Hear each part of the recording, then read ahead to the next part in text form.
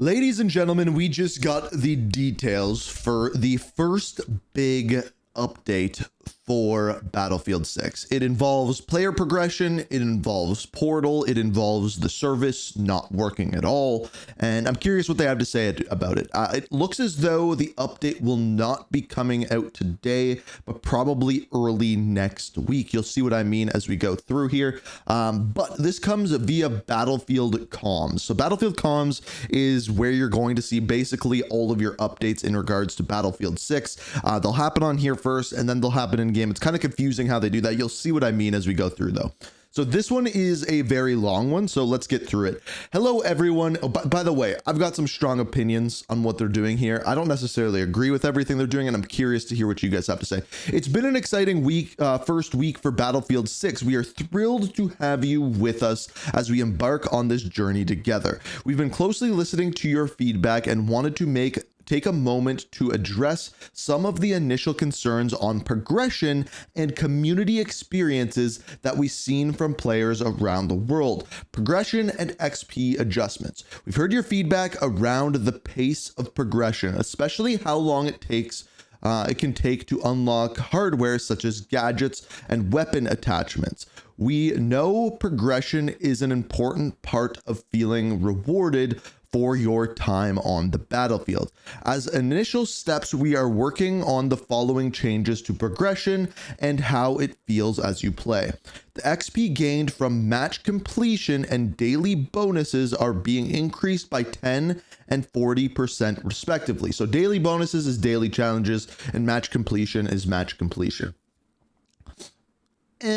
Nothing crazy there. The daily bonuses is nice. Again, they're trying to incentivize that daily reward.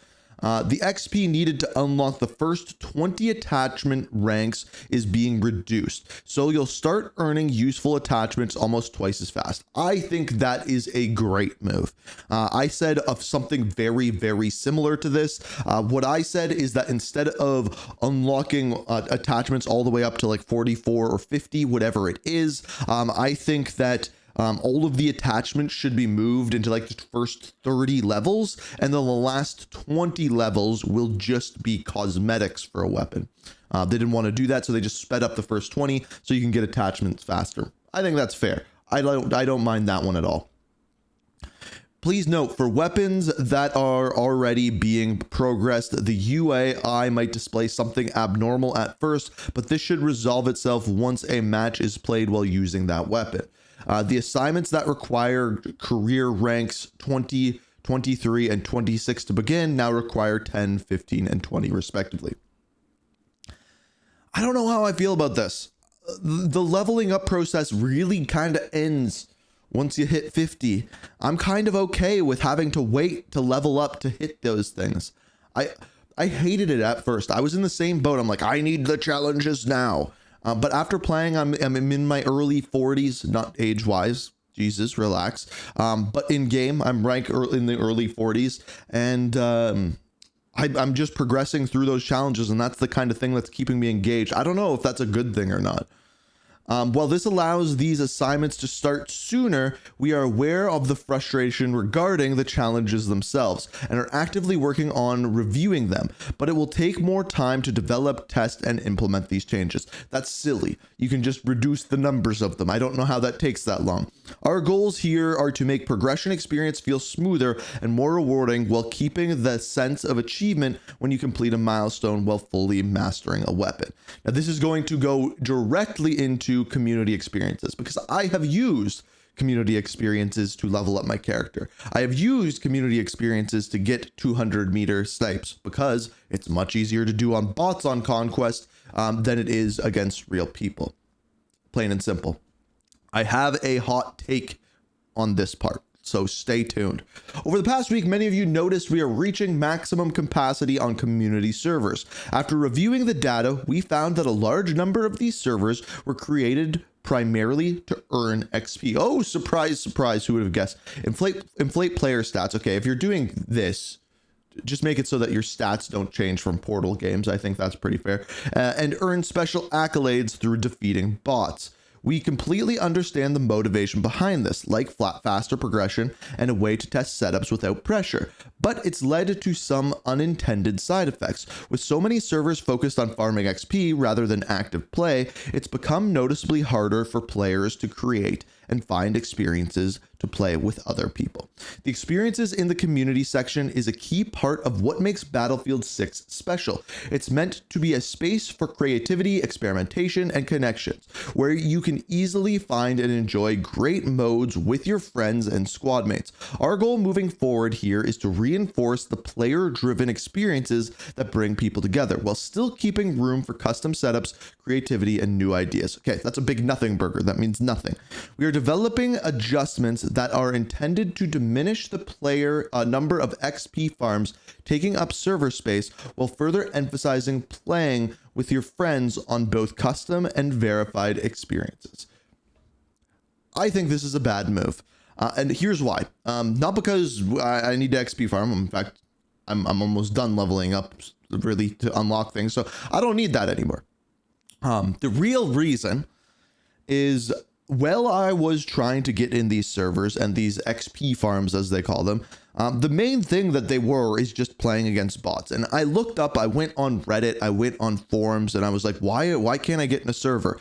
Well, apparently this has been a thing for Battlefield for a while. It was in 2042.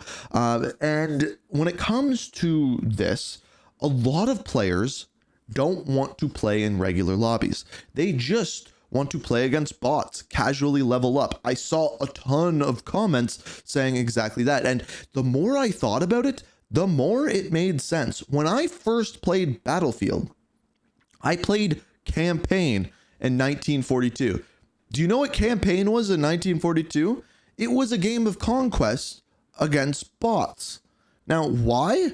Number one, I wasn't good enough to play against other people. And number two, it was just fun to go into the sandbox and do my own thing and not feel like I have to use a meta weapon or anything like that. And man, I hope they don't get rid of that altogether. I'm fine with like some of the things that the XP farms do, like increasing player health by like 3 times or things like that. I don't think that's necessarily needed. But I think being able to play casually is, and I'm interested to see what happens here. So here's what they say.